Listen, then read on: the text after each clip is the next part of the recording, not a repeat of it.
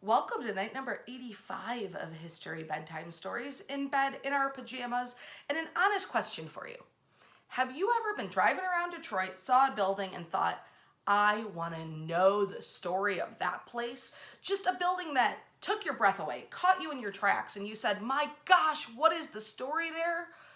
Well, if you have, I'd love to know about it in the comments because tonight we are covering a building that has done that for me. The BethelAME Church on Warren Avenue here in Detroit. The church was designed and built in 1974 by prolific and famous Detroit architect Nathan Johnson.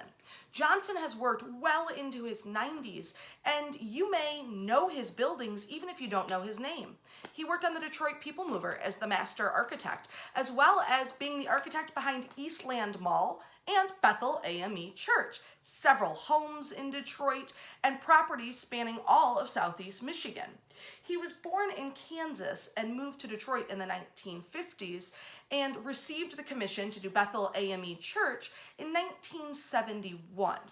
It took 3 years to complete the church from start to finish, and it's really in this beautiful, modern, contemporary style that we don't always associate with the new center in Detroit, which often has Romanesque, Italian, Revival, and traditional buildings.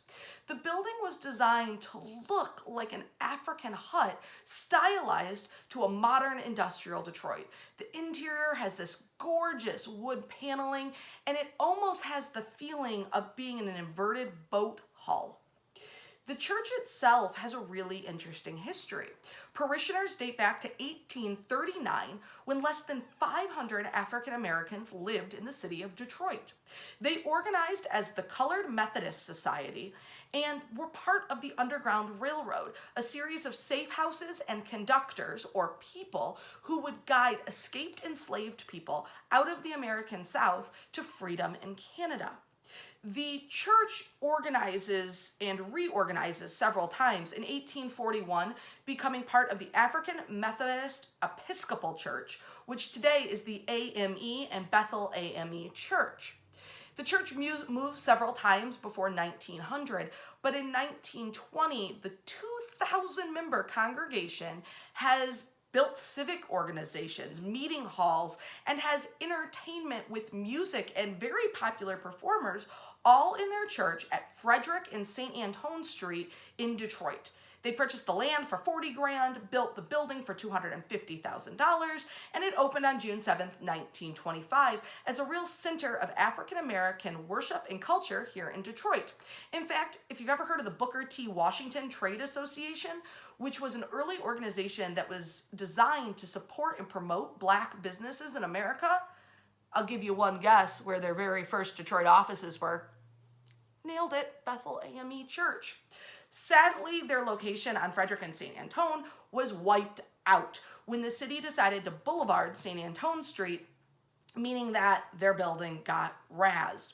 When the building was torn down, they were able to purchase in the early 1970s the location where the building sits today on Warren Avenue, sort of near St. Antoine in the cultural district of Detroit. They are able to secure the land under their pastor at the time, a man named Pastor Maurice Higginbottom.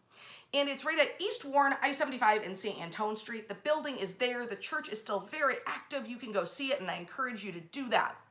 They hire Nathan Johnson to build the building, and he does it for $1.5 million through Nathan Johnson and Associates.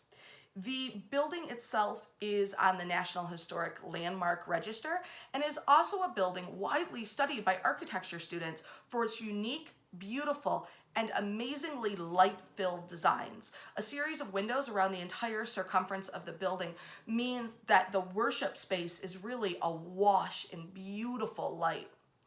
I hope you are enjoying History Bedtime Stories. If you are, give us a like and a share in the links down below. And if you tell us a building that you've driven by that has pulled at your heartstrings or made you want to know more, we'll enter you into a raffle to win a whole bunch of vinyl Detroit stickers later this week. Just put it in the comments for us. Wash your hands. We'll see you tomorrow night.